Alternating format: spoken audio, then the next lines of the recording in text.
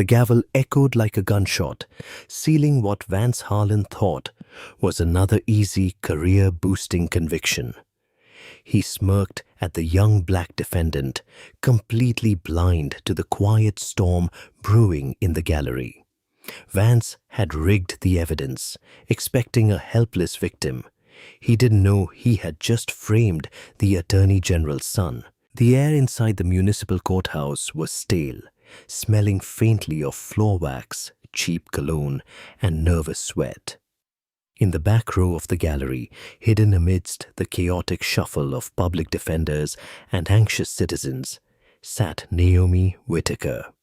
Naomi wore a faded olive-green field jacket over a plain gray sweater, her hair pulled back into a simple, unpretentious bun.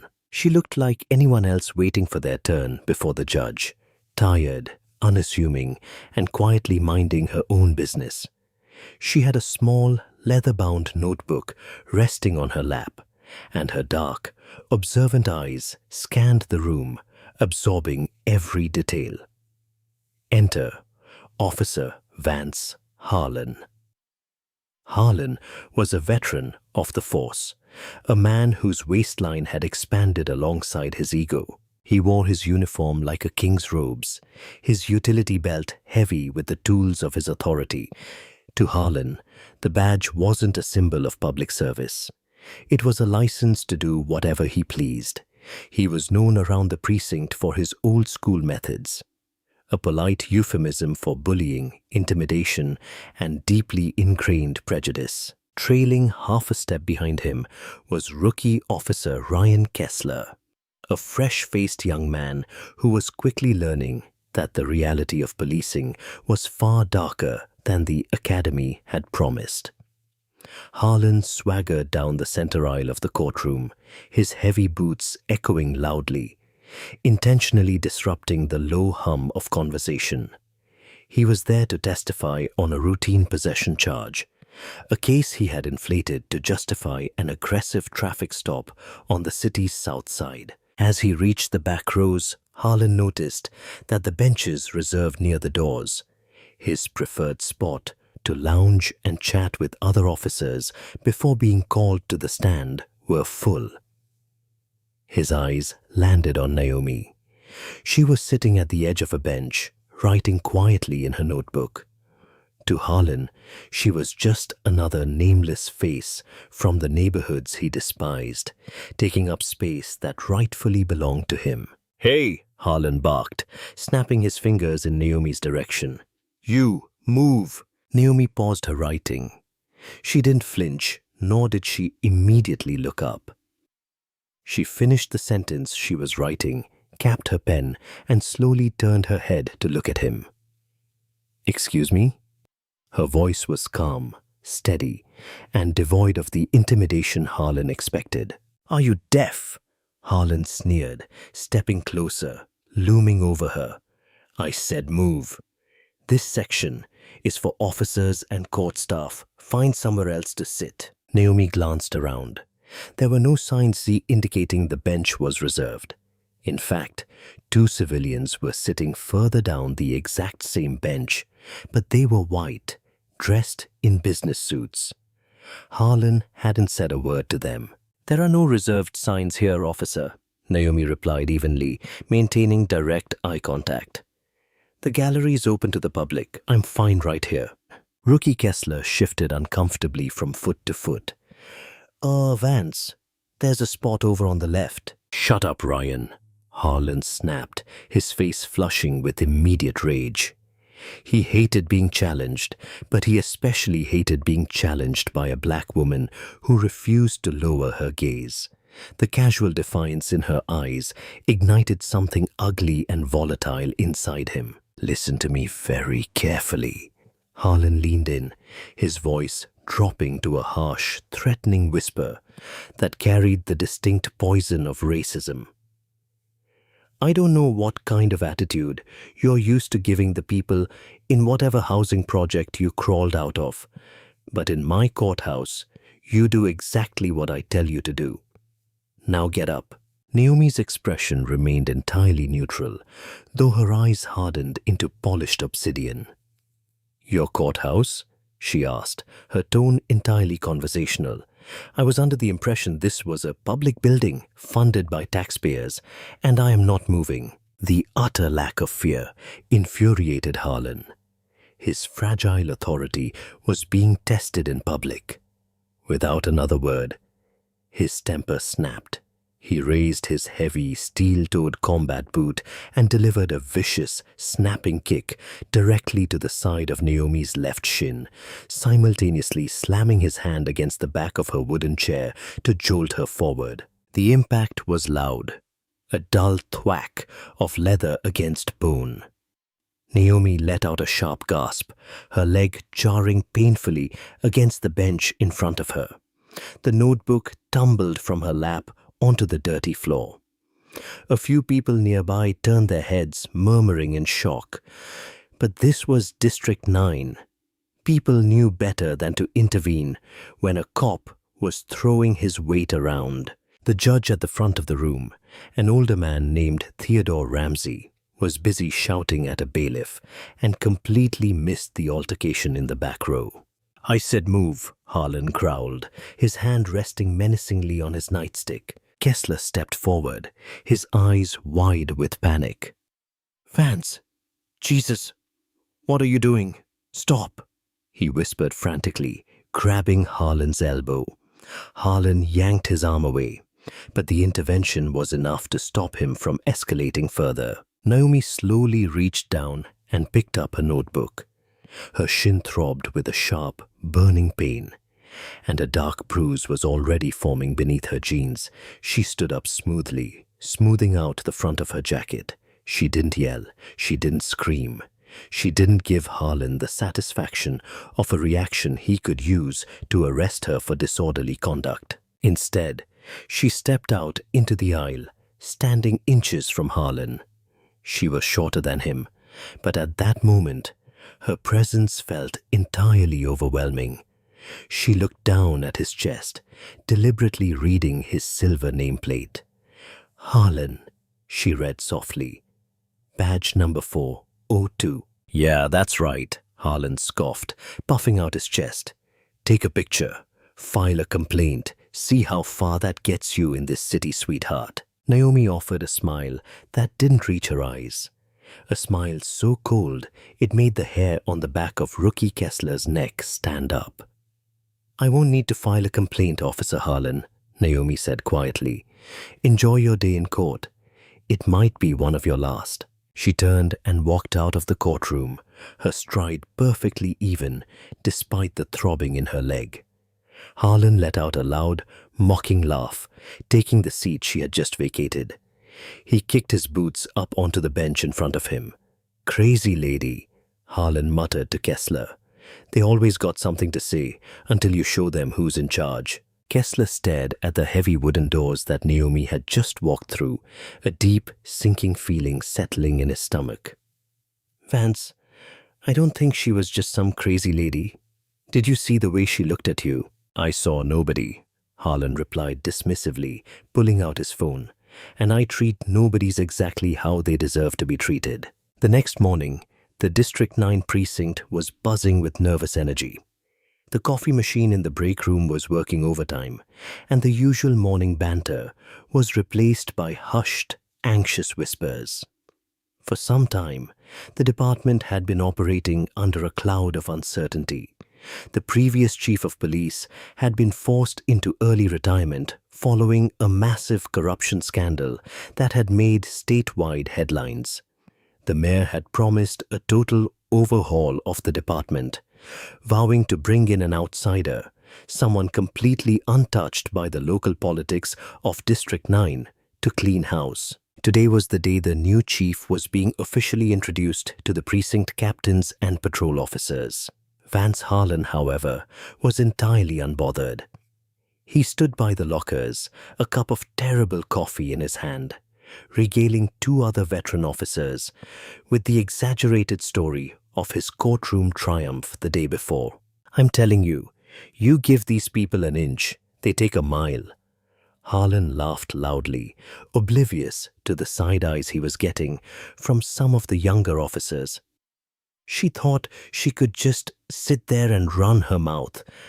I gave her a little tap on the leg, just a love tap, and she folded like a cheap lawn chair, kept talking about my badge number. Please. Like Internal Affairs cares about a squatter in the courtroom.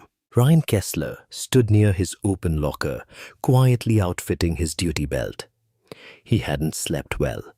The image of the woman's cold, calculating stare kept flashing in his mind. He had tried to look up the court logs to see if anyone matching her description was on the docket, but he had found nothing. "All right, listen up." Captain Melissa Vargas, a barrel-chested woman with a permanent scowl, stepped out of her glass-walled office and clapped her hands loudly. "Everyone into the briefing room, now.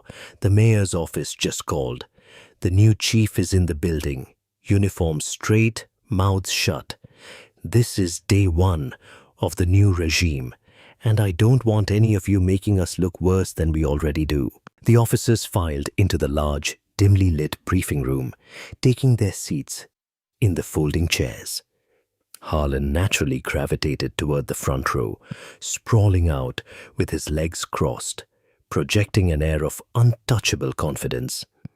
He had survived multiple previous police chiefs. To him, this was just another suit from downtown who would talk about reform for some time before quietly falling in line with the way things actually worked. The heavy doors at the front of the room swung open. The room immediately fell dead silent. The mayor entered first, flanked by the city's director of public safety. But nobody was looking at the politicians. All eyes were drawn to the figure walking exactly one step behind them. She was dressed in a pristine, perfectly tailored dress uniform. The dark navy fabric was immaculate. 4 gold stars gleamed blindingly on her collar, catching the fluorescent lights of the briefing room. A colorful rack of commendation ribbons rested above her left breast pocket, speaking to a long, decorated, and highly active career. It was the woman from the courtroom. She looked entirely different, yet exactly the same. Her hair was still pulled back, but today it was tucked neatly beneath her uniform cap. The faded green jacket was gone, replaced by the highest authority the department had to offer.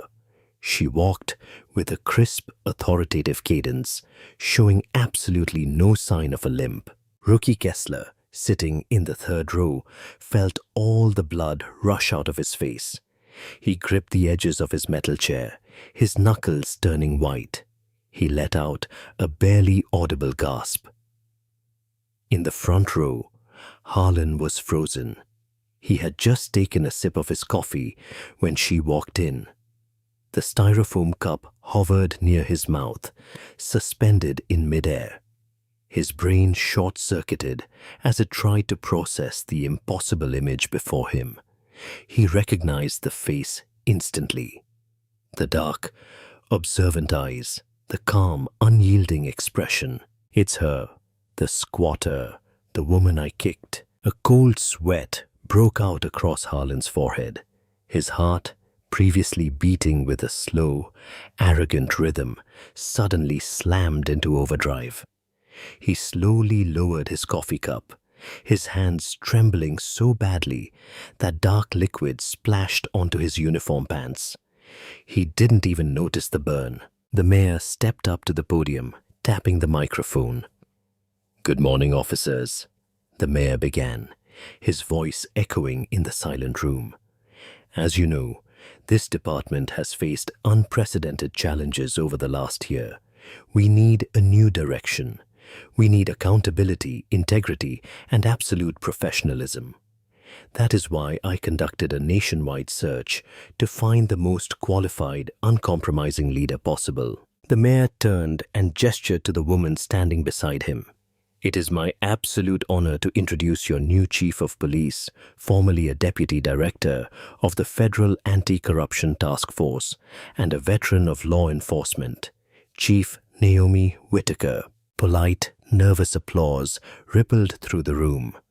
Harlan didn't clap. He couldn't move. He felt like a mouse trapped in an open field with a hawk circling overhead. Chief Naomi Whitaker stepped up to the podium. She didn't carry any notes. She placed her hands firmly on the edges of the wooden stand and looked out over the room. Her gaze swept over the officers, methodical and sharp, before finally, inevitably, landing directly on the front row. She found Harlan.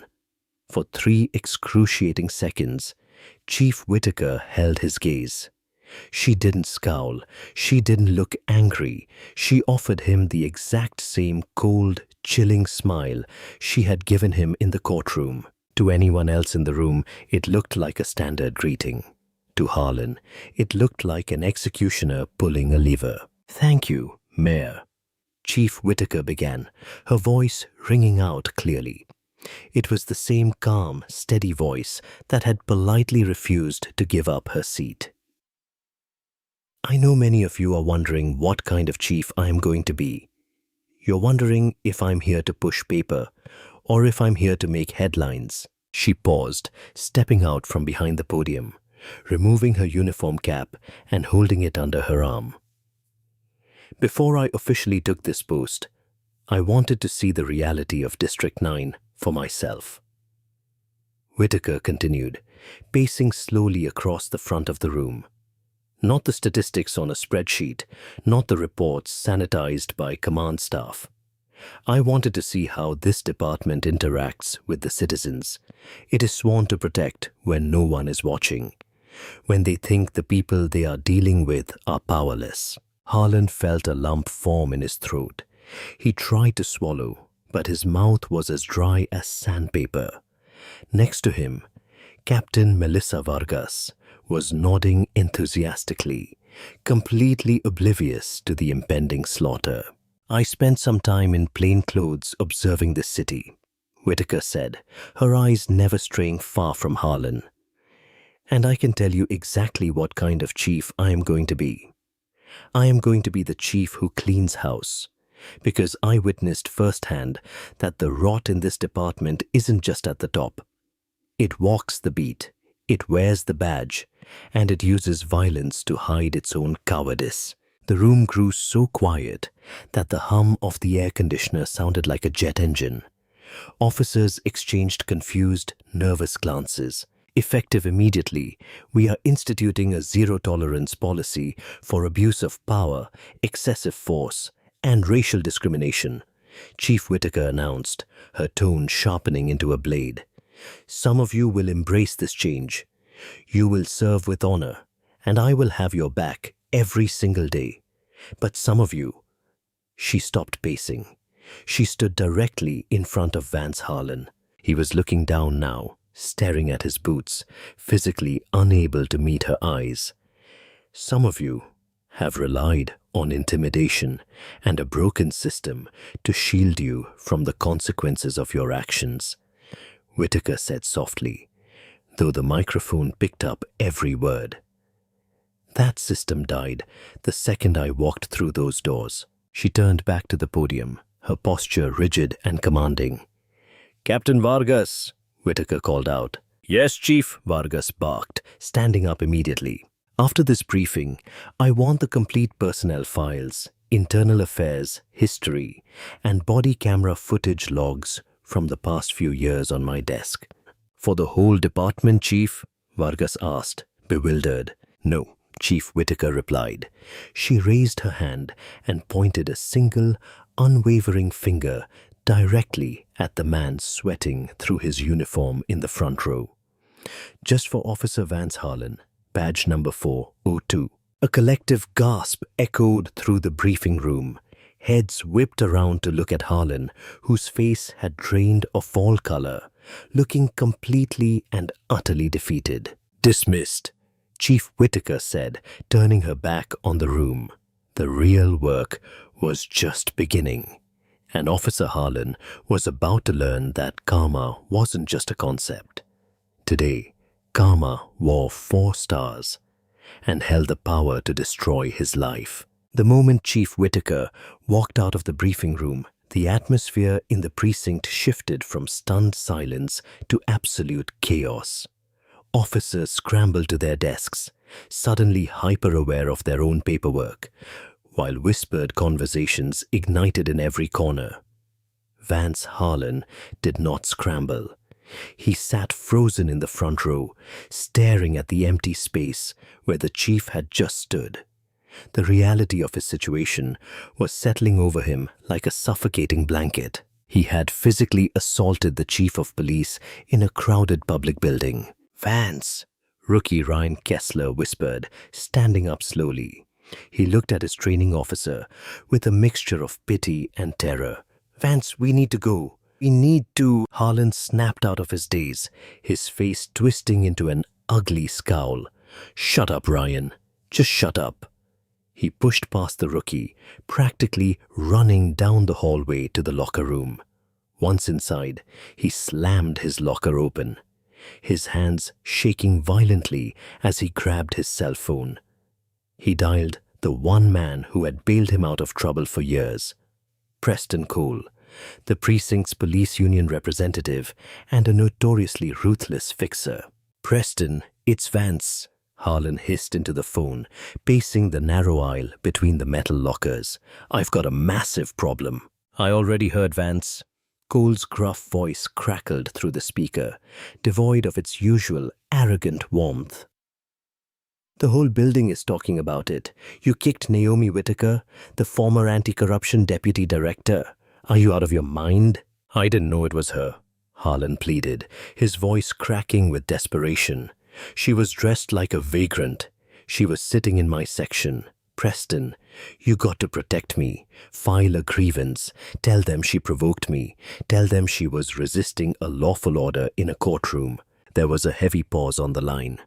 "Vance, you kicked an unarmed, unresisting woman, and she just happens to be the most powerful cop in the city now. The mayor gave her a blank check to clean house. I can't protect you from a tactical nuke.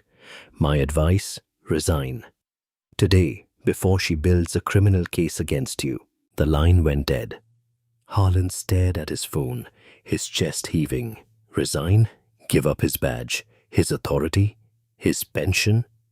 He had spent years building his little empire on the streets of District 9. He wasn't going to let some outsider take it all away over a bruised shin. While Harlan was panicking in the locker room, Chief Whitaker was already at work.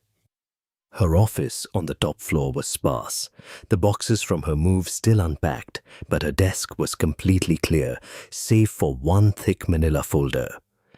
The personnel file of Vance Harlan.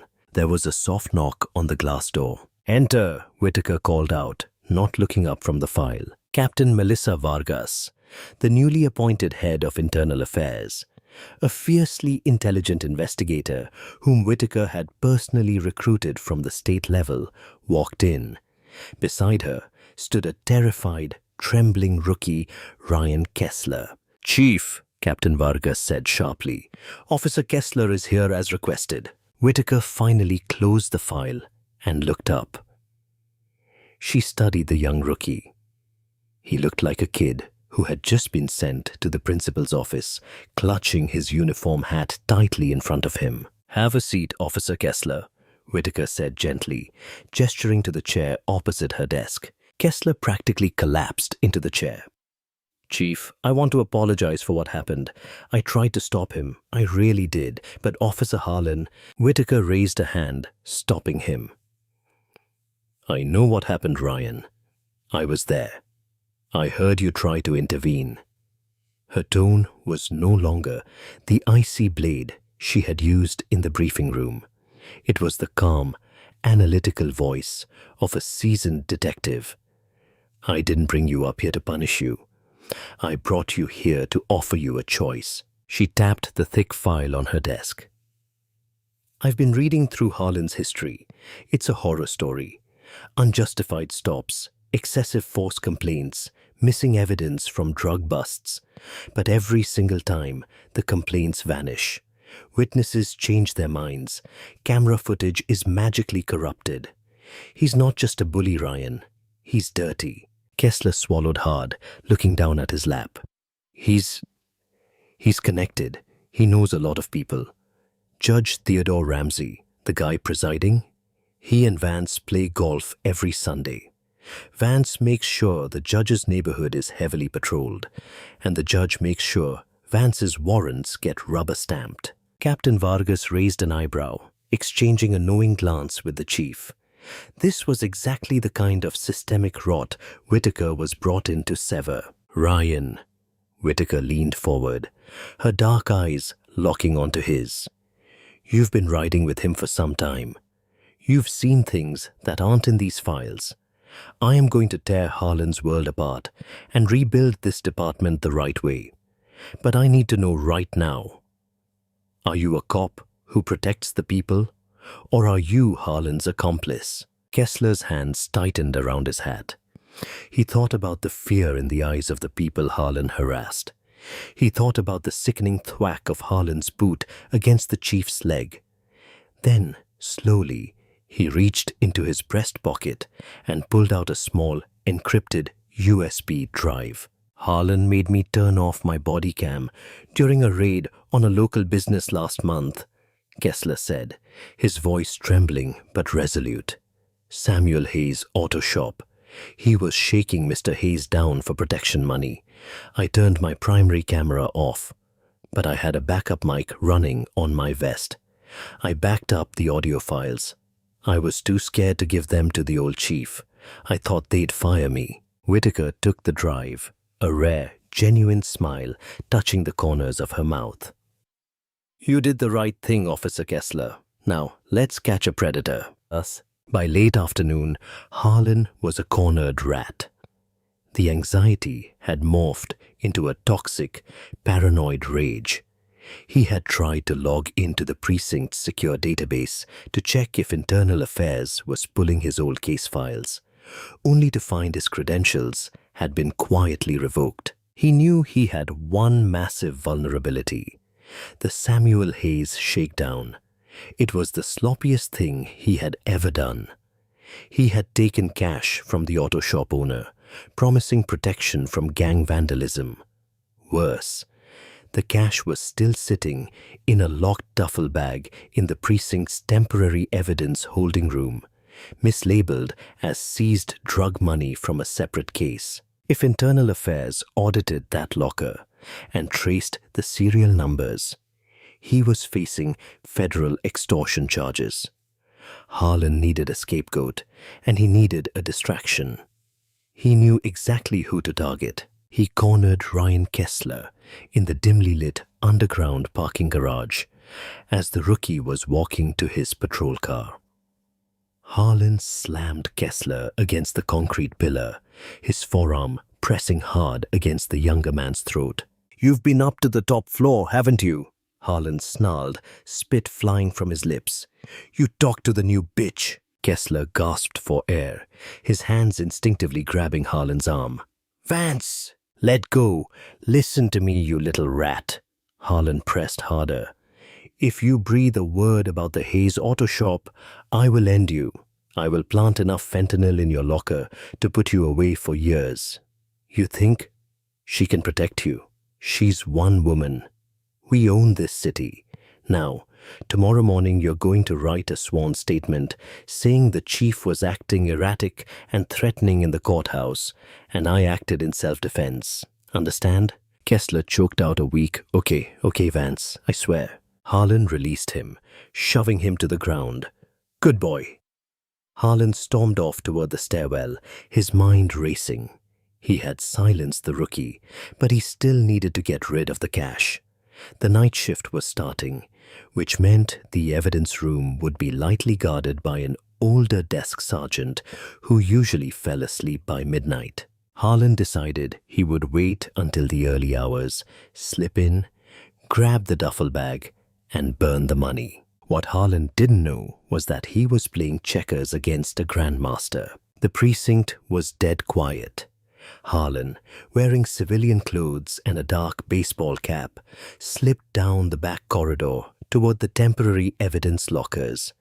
He used a stolen master key card lifted from a drunk captain a year prior to bypass the electronic lock. The heavy metal door clicked open. Harlan stepped into the cramped, windowless room, illuminating his flashlight. The air smelled of old paper and dust. He quickly located the locker containing the mislabeled duffel bag. He jammed a pry bar into the edge of the locker door and yanked. The metal bent, the lock snapped, and the door swung open. He reached in and grabbed the heavy bag, a twisted smile of relief finally breaking across his face. He had done it. He was safe. Suddenly, the fluorescent overhead lights snapped on, blindingly bright. Harlan dropped the bag, throwing his hands up to shield his eyes. "Step away from the locker, Vance." A calm, commanding voice echoed in the small room. As his vision cleared, Harlan felt his stomach drop through the floor. Standing in the doorway, blocking his only exit, was Chief Naomi Whitaker. She wasn't in uniform this time. She wore her tactical gear, her badge gleaming off her belt. Behind her stood Captain Vargas and 3 heavily armed internal affairs officers. But the biggest shock was the man standing next to the chief. It was Ryan Kessler, and he was holding up his uniform shirt, revealing a small blinking wire taped to his chest. "You," Harlan stammered, pointing a shaking finger at Kessler. "You set me up." "No, Vance," Kessler said, his voice finally steady and strong. "You set yourself up. I recorded every threat you made in the garage, the extortion, the plan to plant drugs on me, the conspiracy to commit perjury." Chief Whitaker stepped forward, picking up the duffel bag Harlan had dropped. She unzipped it, revealing the stacks of cash inside. Extortion under the color of law, witness tampering, assault on a police officer, breaking and entering, and destruction of evidence, Whitaker listed off. Her eyes locked onto Harlan with a terrifying, unyielding intensity. "I told you the other day, Officer Harlan, the system that protected you is dead." Harlan lunged forward, panic completely taking over his rational brain. He reached for his concealed firearm. Before his fingers even brushed the grip of his gun, Captain Vargas and the 3 internal affairs officers had him pinned face first against the cold concrete floor. The sound of heavy steel handcuffs ratcheting tightly around his wrists echoed through the evidence room. "Vance Harlan," Chief Whitaker said, looking down at him as he writhed in the dust, "you are under arrest." The next morning, the sun rose over District 9, but it was a completely different city for Vance Harlan. Rather than quietly firing him behind closed doors, Chief Whitaker opted for maximum transparency. She ordered a full department assembly in the front courtyard of the precinct. Every officer, detective, and civilian staff member was present. Local news vans, tipped off by the mayor's office, had their cameras rolling from the sidewalks. Harlan was marched out of the holding cells and into the bright morning light.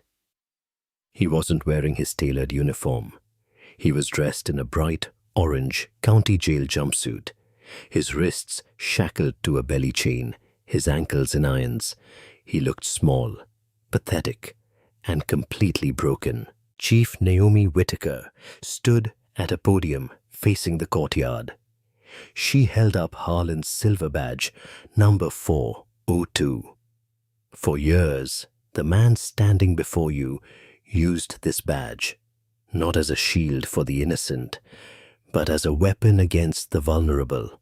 Whitaker's voice boomed over the PA system. "He believed that power granted him immunity. He was wrong. Today, we are amputating a diseased limb to save the body of this department." In front of his peers, his victims, and the city, Chief Whitaker formally stripped Harlan of his rank and terminated his employment. But the karma didn't stop there. The investigation triggered by Whitaker and Vargas opened a Pandora's box of corruption. The audio tape provided by Kessler was the thread that unraveled Harlan's entire criminal network. Judge Theodore Ramsey, the arrogant magistrate from the courthouse, was indicted by a federal grand jury for accepting bribes and conspiring to falsify warrants. The police union rep, Preston Cole, was forced into early retirement under the threat of an obstruction of justice charge. Harlan's life was systematically dismantled. Because his crimes were committed while in uniform, the city invoked a rare clause to strip him of his entire police pension. The wife, who had enjoyed the fruits of his extorted cash, filed for divorce the moment his bank accounts were frozen by the feds. Sometime later, Vance Harlan stood in a courtroom, not lounging arrogantly in the back row, but standing at the defense table.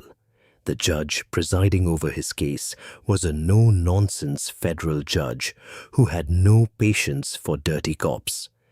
When the guilty verdict was read, Harlan didn't swagger. He wept.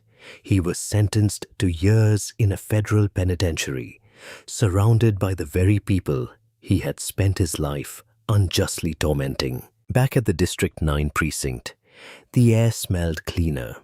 The culture of fear was gone, replaced by a grueling but honorable standard of accountability.